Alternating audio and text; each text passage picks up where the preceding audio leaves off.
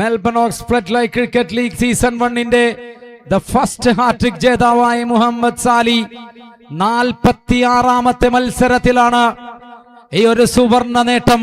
ഈ ടൂർണമെന്റിന്റെ 46-ാമത്തെ മത്സരത്തിൽ ഈ സുവർണ നേട്ടം കൈവരിക്കുന്ന വൈപ്പിൻകാരൻ, the hat-trick first hat-trick wicket taker Muhammad Sali.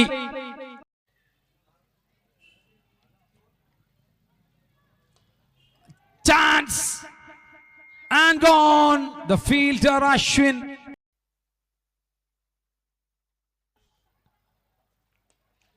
Chance and gone.